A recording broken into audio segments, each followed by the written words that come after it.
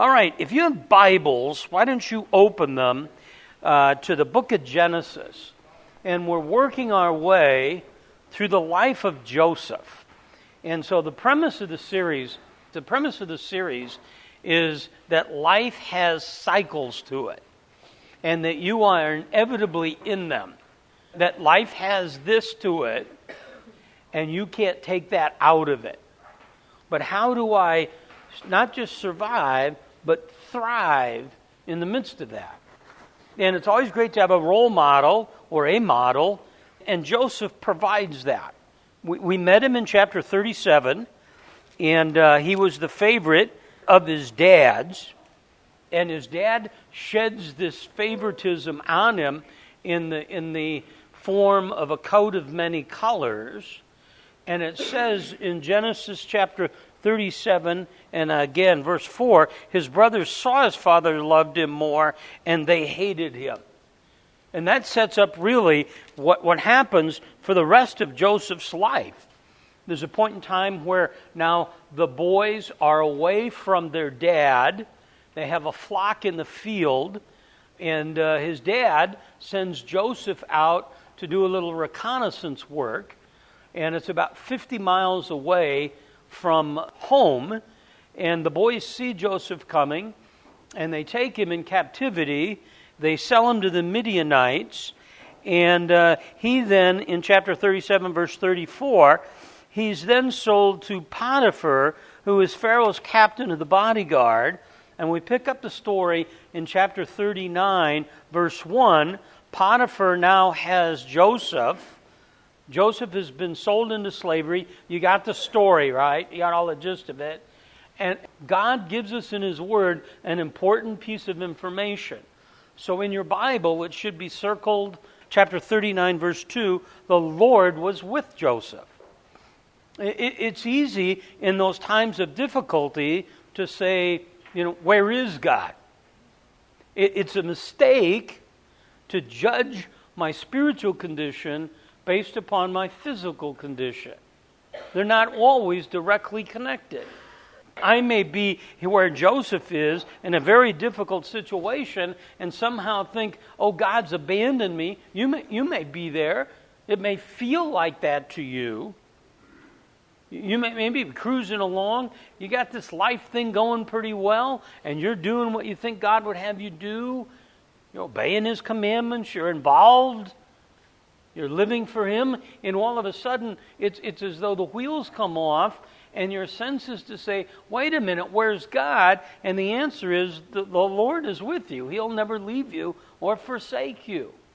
And, 39:3, they could see the Lord was with him. So the question becomes for us on an application point, this is really hard, can the people around you see that the Lord is with you? Especially in times of pressure. Especially when things are going difficult. When they're not going the way you want. And so you have to ask that. What do the people around you, do they see something different, distinctive, unique, not odd, just something unique and different about you? Joseph has such a reputation just based on who he is and what he's doing that Potiphar says, all right, here's everything I have, you run it. And in the midst of this, Potiphar's wife approaches Joseph, tries to seduce him. Joseph says no and pushes her away.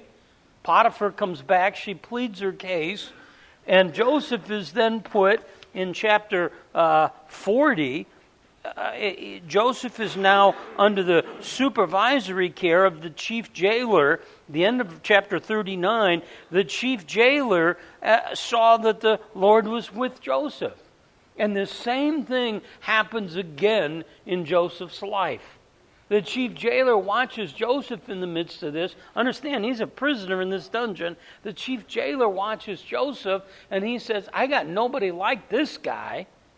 And the chief jailer takes everything he has and puts him under Joseph's charge. So when the chief jailer goes and he finishes a round of golf, and they're sitting around and they're having an iced tea, and the guys say, how are things at the jail? He says, I don't really know, Because Joseph handles all of that. Okay? That's where he is. In the midst of this, and this is where we kind of left off, it's last week's story, chapter 40. Two guys, the cupbearer and the baker, have a dream. And we made a huge point in verse 6 of chapter 40. Joseph came in and observed that they were dejected. They had a dream, and it bothered them. And we said in our life, it's not good enough for us to say, hey, listen, you take your private life and you keep it out of here. No, I bring that in here, and you and I have a chance to minister to the whole person. You're walking around and you see somebody, and you can tell by looking, and I think it's okay to ask, you doing all right? And they say, yeah, you know. Well, it's one thing to notice, it's another thing to get involved. And I've said, I think a lot of the reason we don't have friends, I used to think, was because we feared rejection, but in fact we fear acceptance. That now the guy's got your cell phone and it's going to ding at 1:30 in the morning. Now you're going to get the call, 10 o'clock on Saturday morning, Iowa, Indiana, big game. And right in the midst of it, they're going to say, yeah, you know, can we get together? Sure, how about today at 2? Well, really, right now is my best time. And now I have to be involved in that. Well, they have a dream. Joseph interprets it. And look at verse 14 and 15, because we could miss this. This is moving along in such a way that we could think Joseph's just gliding through this. But verse 14 says to Joseph, to the cupbearer, after he interprets his dream, keep me in mind when it goes well with you. And please do me a kindness by mentioning me to Pharaoh and get me out of this house. For I was kidnapped from the land of the Hebrews. And even here I've done nothing. They put me into this dungeon. Joseph is saying, I want out of this. I didn't do anything, the best I can tell. I didn't do anything to be here. I'm minding my own business. I'm kind of moving along, doing what God had me do, and I just keep falling physically on the org chart deeper and deeper and deeper into the dungeon, and I want out of here. And here's where we left off, verse 23. The cupbearer is restored to his position with Pharaoh, and he forgot Joseph. I'm sure the word spreads through the dungeon. Cupbearer's been restored. And Joseph is thinking, all right, here it comes. He's going to put a word in there. He's with Pharaoh. I'm going to get out of here. Chapter 41, we pick up the story 2 full years later. And here we see Joseph again, as we saw him with Potiphar, as we saw him with the chief jailer. We see Joseph being Joseph. So, back to our where we started today, as circumstances are going like this, there's this consistency that we find in Joseph's life. The same thing we should see in yours. And that consistency is not based on where you are, but based on who you are. Circumstances are going to come at you in all different directions. Things you never anticipated. Not always good things. And God's primary concern is not your happiness, but your joy. What's found in a relationship with Him. So we said the fruit of the Spirit is love, joy, peace, patience, kindness, goodness, gentleness, faithfulness, and self-control. Love, joy, peace. That peace is not the absence of turmoil. It's the presence of God in the midst of where you are. So I tend to pray differently than I used to. I used to pray a lot, God, will you remove this? And then it occurs to me, I don't know that that's the objective, as much as to say, God, will you use this? You need to know that in your life, your times of hurt and pain and challenge, that's when everybody's watching. That's when you preach that wordless sermon. When all of a sudden they look at you and they go, I don't think I could do that. I watched Susan. It was November 22nd of 2004 that she was diagnosed with the cancer. And they told her 6 months, maybe 9 months. And it was a 7-month process. And I watched her. I didn't fully get it. I get it way more now than I did then. But I watched her, and I watched the people around her. I look at my girls, who today are the women they are, based, I think, primarily, obviously, on what God's doing in their life, but what their mom taught her. She taught him to bake cookies, and she taught him to be a godly person and a godly woman, but she taught them how to live life in the midst of hurt and pain and suffering, because that's what life is. I did the chapel at Grand Canyon on Monday. I had never been up there. Holy smokes, is that a big deal? I walked in and went, wow, I should have studied. I should have worked for this thing. So it's a voluntary chapel, and they've got like 2,000 students there, and on this campus. And it was interesting. I read the review in the school paper of my talk. I read my reviews now. The chapel on Monday was conducted by a white-haired 65-year-old. I thought, isn't that interesting? I'm part now of a subculture that's invisible to the society around me. But I kept trying, because I told him, I think I told you last week, I had something in mind that I wanted to say. And so I said to Sandy on Wednesday, I'm ready for Grand Canyon. She said, what are you going to say? And so I told her, and I said, how does that sound? And she said, here's how it sounds. Wham, wham, wham. It sounds like a crotchety, angry old man yelling at a bunch of college kids. Is that what you wanted to communicate? Well, not the angry part, but yeah, And what happened is, the longer I talked, the more we connected. And I happened to be having a really bad day Monday, so I'm tripping over wires and moving around, and I couldn't get up the steps. And I was talking to him about the challenge of an escalator. And you don't think of this until you're there. Like, I got at Fashion Square not long ago behind a lady. She's trying to get on an escalator, older lady. And I mean, this is going on and on. And I'm thinking, go back to Canada or North Dakota or wherever you're from. Go.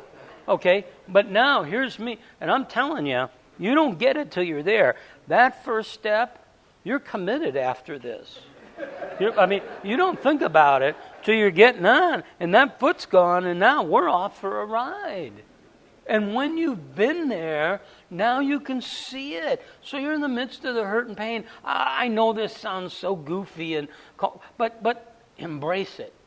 Because God uses it in your life and in the life of the people around you. So Joseph's back. Now, in chapter 41, Pharaoh has a dream. And he has this dream, and I'll let your eyes fall across it here. I don't know that I'll read it all. But Pharaoh has a dream, and there's 7 cows that are fat, and then there's 7 cows that are ugly and gaunt, and then the ugly and gaunt cows, in verse 4, eat up the fat, sleek cows. And every time I have a cow dream, I wake up, and so did he. So he woke up, he fell asleep, 7 ears of healthy corn, 7 ears of corn that's scorched, and the thin corn, verse 7, swallow up the plump corn, and he awakes. And so like the cupbearer and the baker, verse 8, in the morning his spirit was troubled. So he sent and called for all his magicians and all his wise men. That's not Penn and Teller and David Copperfield. These are his spiritual consultants. These are his go-to guys. This is his cabinet. He calls them together, and he says, listen, I had this dream, and they have no idea. No one could interpret it. Now look here's the moment we've been waiting for since chapter 40. The cupbearer said, I'd make mention today of my own offenses. The Pharaoh, remember, you were really mad with me, and you put me in confinement in the house of the captain of the bodyguard, both me and the chief baker, and we had dreams the same night. He and I, each of us, dreamed according to the interpretation of our own dream. We had a dream. Okay? He had a dream, and there was this guy, verse 12, and here's what I love, and I don't even remember his name. There's this guy, there's a little Hebrew guy. And he was there. He was servant of the captain of the bodyguard.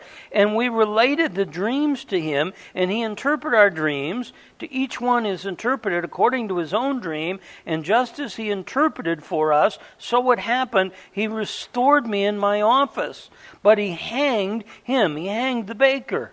He said, I had this guy, and I love it. I don't even remember his name. You can have, a little application point here, you can have a great impact with very little input. I had a chance to speak to a group at Desert Springs Bible Church just about a year ago now, and it was a graduation of their, we would call them Timothy group, but they're young leaders that they're developing. And so Rick Efert called, very nice, and said, would you come up, have dinner with us, and then share afterwards. And I said, well, I don't share what? And he said, well, you know where these guys are. Give them some helpful advice for how to work in the church. And I said, are you sure? And he said, yes. So I don't know where the paper is, because he just called yesterday and asked me if I would do it again, which blew me away. But one of my points, and it's become one of my go-to points. One of my points to them was, think small. Everybody gets all carried away and thinks big. I'm going to do this, and we're going to start this program, and I'm going to move this over here, and we're going to get a 501c, and we're going to do all of these things. Think small. It doesn't take much to make a big difference. And come to grips. I have a hard time, I get it in my own life, but I have a hard time getting this with people. In all likelihood, there's not much special about you. You're probably very average. Otherwise, average doesn't mean anything. We got this thing going where just like Jeremiah was set apart in his mother's womb for this, and you will be too. It's almost like a Christian Tony Robbins. Okay? You're just a guy slugging it out, a gal trying to make it work. You're not going to cure cancer. Now, I'm not trying to take away your dream. If you're that special person, that's fine. But here's what I'm telling you. We tend to think we need a letterhead and a logo and a tax number and an organization and a strategic plan to make a difference. All you got to do to make a difference is be available to somebody, and even then for just a little bit of time. I'm in years ago now, it's a group of us who knew each other. We kind of all became Christians around the same time. And somebody got the idea that we should get together and have lunch. So we're having lunch. We're in a dining room so we can talk. And the question was, who's been the most influential person in your life? And we're going around the room. And they started to my left, heading clockwise, so I'm going to be last. I think there were 10 of us. So of the other 9, 8 of the 9 said Larry Wright. Okay? Now I know Larry Wright. I know him a lot. Not as well as Sue, but maybe as well as anyone else, or certainly a handful of us. And I knew Larry never spent any time with these guys. And I said, how? And here's what they said. Well, when we called, he'd go to breakfast with us. When we needed something, he'd be there. And literally now, there was not one of the 9 that he saw more than twice a year. And yet, when push came to shove, now maybe that's a sad comment on how little everybody else is pouring into our life, but I learned a lot right there. They may not remember your name, but they'll remember what you did. They may not remember Tom Shrader, but they'll remember that you were available for something when they needed it. Then Pharaoh, verse 14, sent and called for Joseph, and they hurriedly brought him out of the dungeon, and when he'd shaved himself and changed his clothes, he came to Pharaoh. So Pharaoh's going to go, who's this little guy? He does his research. It's Joseph. Now, I don't want to read too much into verse 14, but I think there's a lot we can pull out of this. The shaving and the changing of clothes wasn't just a hygiene issue. Joseph is about to have a cross-cultural experience. The Hebrews were shepherds, sheep guys. The Egyptians were cattlemen. We know that from watching Gene Autry. That doesn't work. The Hebrews were monotheists. The Egyptians were polytheists. The Hebrews were rugged. The Egyptians were more sophisticated. In your life, you're going to have these opportunities that are going to be cross-cultural by nature. Okay, you're going to have to dial in, because if you grab some of this, you're going to misquote it, misunderstand it. You need to accommodate the culture around you. This is one of those weird moments. We're not trying to be right. We're just learning for an opportunity to begin to reach the world around us. Our church, when we started East Valley Bible Church, and still is a very conservative, Bible teaching, narrow. It's hardcore. And you tend to attract people like that.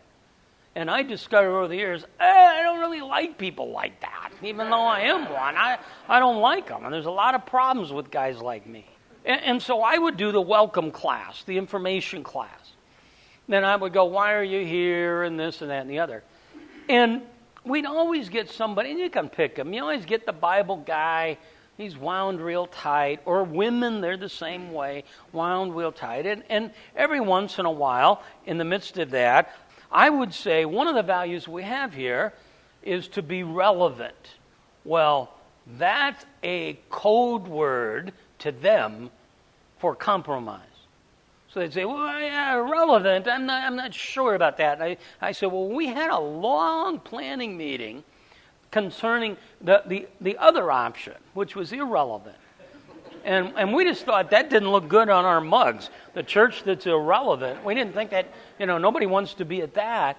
Relevant doesn't mean compromise on essentials, but the burden on us as followers of Christ is to communicate, cut me slack now, because I know and assimilate into the culture around us, to be able to talk to them. It's Paul in Acts chapter 17 when he comes into Athens. If Paul's speaking to the Jews, he's quoting from Isaiah 55. When Paul's speaking to the men of Athens, he's quoting the prophets of the day. He's got the politics of the day.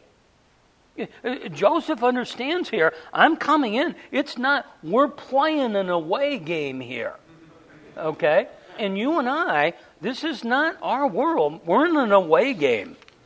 And the burden is on us to communicate. It's just like Paul, right? So Paul's got some time. He doesn't just sit like I would and watch TV in Athens. He's walking through Athens. Remember, he's a statue to the unknown God. They said there were 35,000 statues in Athens. Easier to find a statue than a man. And Paul said, I saw a statue to an unknown God. Okay? Get this? He gets the culture. You got a statue out there to an unknown God, and Paul said, I want to talk to you about that God that's unknown to you.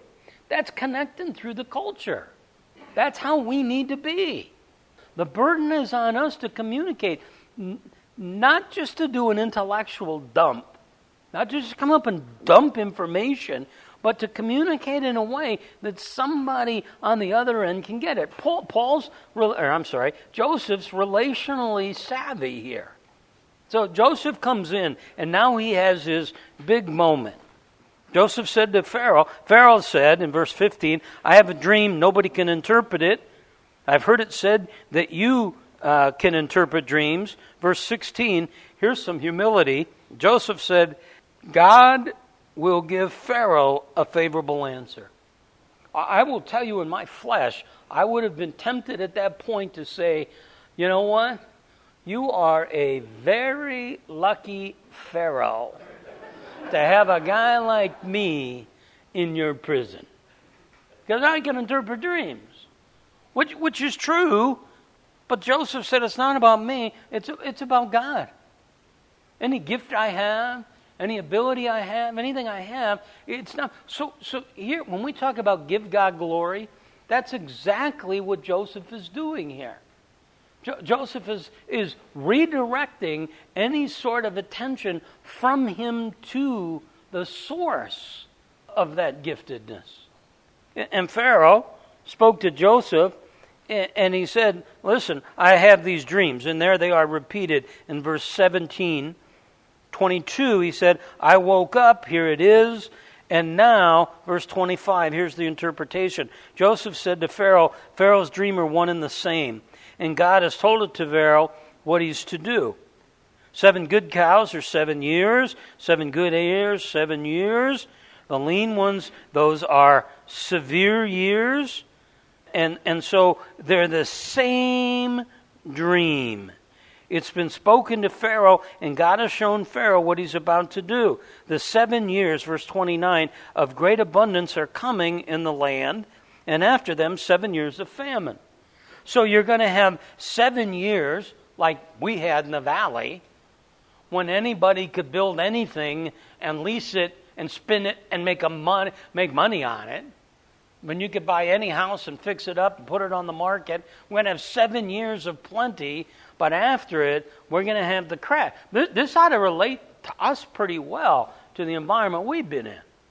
We're going to have 7 great years, and you're going to have 7 lean years. And Joseph said, you need to be ready for this. Verse 33, he says, let Pharaoh look for a man discerning and wise and set him over the land. And let Pharaoh take action to appoint an overseer in charge of the land. And let him exact a fifth of the produce of the land of Egypt in the abundance. And then let him gather all the food from these good years that are coming and store them up for the lean years. He said, here's what you need, Pharaoh. You need a grain czar. Okay? You need somebody, and this is government involvement, so we're always careful. This is government involvement. You need to come and take 20% of that good stuff, and you need to hold it because there's some lean years coming. And we find in verse 37 that the proposal seemed good to Pharaoh and to all his servants.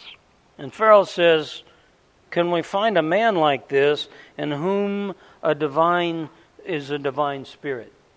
I have these theories, and you all know, many of you have been hanging around with me since 1991. So I have opinions on everything. Sometimes they're well thought through. Sometimes they aren't. Often they're wrong. The one that people seem to remember the most is my prediction that the computer was a fad and wouldn't last.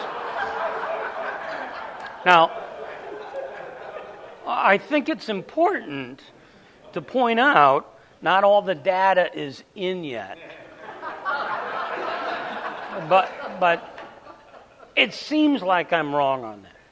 Here's my latest one. That knowledge is going to become less important than wisdom. Because knowledge is so readily available. Whenever my grandson Braden's over, we have all these conversations. He and I talk all the time about everything. And he's 9 going on 40. He'll ask about stuff. He'll ask about presidents. He'll ask about history. We had that moment where there was some quiet. He was over, and he's always so gentle. He's not your typical 9-year-old. He'll come in and he'll give me a hug, and he'll say, "How are your hands today? And do you feel okay?" And I mean, he's an unbelievable kid. So we're sitting there, and there's a calm in the conversation the other day, and he said, "Papa, have you been to any good restaurants lately?" Okay, that's not your typical 9-year-old kid. So whatever we talk about, he's got my phone. And so we were talking the other day about one of the presidents, and I said, well, I'm not really sure. He was quizzing me on middle names. And I don't know why, it was weird.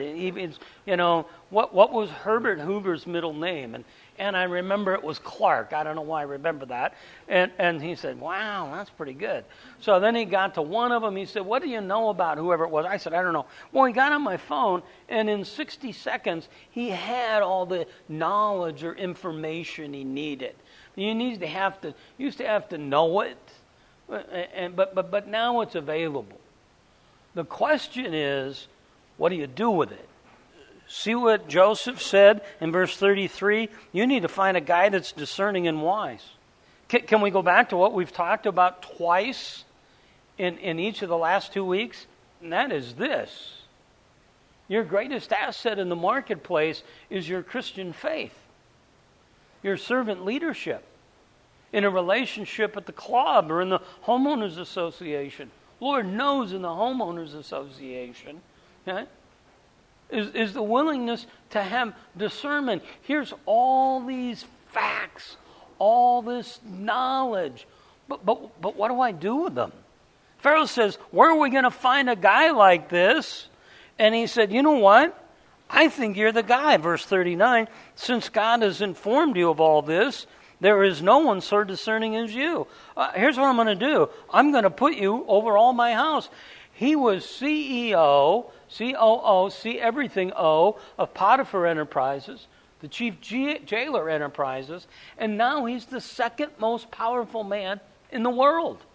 And you're going to ride behind me, and the rest of this chapter is him transferring this power, the signet ring, the power. Verse 46, Joseph is 30 years old when he stood before Pharaoh, king of Egypt. Joseph went out, and he went through the land, and Joseph began to store up grain until there's abundance. Let me give you 5 things real quickly in this life as you're kind of waiting for God to move. Number 1, and this is really hard, be patient. There are those verses that tell us to wait upon the Lord. I am not a patient guy by nature. I eat differently now than I used to, but I used to go to McDonald's a lot. And McDonald's has a culinary delight that I love, a quarter pounder with cheese. Okay, I love a quarter pounder with cheese. So when I go to McDonald's, what do you think I order? Here's what I order. I go in and I look at what's ready, and I'll say, in the old days, the blue one was the fish. I'll say, give me a blue one and give me one of those yellow ones. And they'll go, all right, that's a fish. I go, no. Don't ring it up. Get it and put it in a bag. Because I've had it where they rung it up, and by the time they ring it up, it's gone, okay? So when I go to McDonald's, this is really simple. When I go to McDonald's, this is really simple. I'm not at McDonald's for a culinary experience. I'm at McDonald's for what? Fast food. I don't go through the drive-in because I'm going to get some jerk ahead of me that's going to want a quarter pounder medium rare and a salad. Well, we're going to turn this into a long thing. Well, listen, you have to be patient. I finished this study one day, went down to AJ's. This is one of those low points. I'm at AJ's. I grab my number. It's 73. And I look up, and the next number served was 00. So I don't even know what that means. I don't even know where they are. So there's a group of us kind of huddling around, and I said to the guy next to me, what's your number? And he said 63. I said, I'm not going to wait. And I put it in, and I got in the car, and I turned it on, and I realized I didn't have anywhere to go. I got nowhere to go. I'm going to go, and what I didn't have anybody to meet. I'm going to drive around and end up in the old days down at Katz's or somewhere. I mean, be patient. Okay? Be patient. If Joseph would have gotten out of the prison when he wanted out, he would have never had this blessing. If Joseph would have gone in, and think about this, and Pharaoh said, what would you like as compensation for this? He would have never thought to ask to be the second most powerful man in the world. Be patient. Number 2, have satisfied people around you. In this 2-year wait, Joseph continues to build this group of people who don't remember his name, but remember who he was and what he did.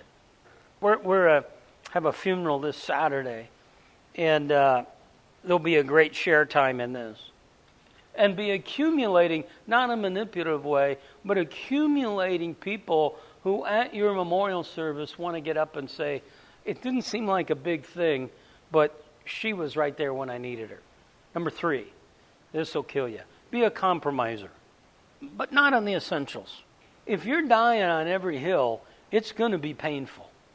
So much of what I fought over and about doesn't matter. And then when it's time to fight about something important, I got no capital left to fight with. We see it in church all the time. We got opinions, and you know this. This is the old music wars and everything that goes with it. If you take what you do on a Sunday and you mark in yellow the essential things and blue the preferential things, you're going to find the stuff that's driving you nuts are the non-essentials. We had a guy, an older guy, great guy, who used to come to East Valley, and in our days, early days, we didn't have traffic control. And so you would sit out on Elliott as long as 5 minutes to try to make a turn in. And I'm watching him out there one day, sitting in line, I'm thinking, he's going to go out of his mind. And I saw him. He said, you know how long I waited out there? And I said, no, I don't. He said, 5 minutes, 6 minutes. I said, oh, I'm sorry. He said, no, don't be sorry. He said, I don't like hardly anything you do here. I don't like the music. We used to sing a song called Let the Walls Fall Down. I don't know if you remember that old song. But we would sing it during a building campaign, and it drove him crazy. Okay? Yeah. Why don't we want the walls fall down? But he said, I don't like hardly anything you do, but I love the results of it. That's maturity. We're in this world where everybody's dug in. You listen to sports radio, political radio, fashion radio. Everybody's yelling at everybody about everything.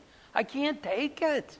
All of a sudden, I'm taking my 2- and 3-year-old granddaughters for peace and quiet. That's how bad it is. Number 4, be aware of character over accomplishment. It's become another one of my mantras. It's far more important how you do what you do than what you do. Think Tiger Woods. Think Michael Phelps. I could list business guys and gals you know. The great book that Peggy Noonan wrote on Ronald Reagan, When Character Was King. It's a great book. It's got a great scene at the end when she takes her son to meet the great man. And as they're doing it, George Schultz is there. Do you remember this scene? George Schultz is there, and Peggy is with her son meeting Reagan, and she looks out, and Schultz is walking around, and Reagan said to the boy, he really used to be famous. It's a great book. Here's the 5th thing. Focus on meeting other people's needs instead of your own. Isn't that kind of Christianity 101? He came not to be served, but to serve. There's so much we learn from Joseph, and that's almost a summary of the first 3 weeks. Here you go the next 2 weeks. What do you do when somebody's screwed you over and done you wrong, and you can get even? They've mistreated you, and you have the hammer. What do you do in that? That's Joseph next 2 weeks. Father, thank you for this amazing truth. Thank you for what you teach us in the life of Joseph. God, let us be the person we just talked about. It's not natural, it's supernatural. So we ask your Spirit to work in our life. We ask it in Christ's name. Amen.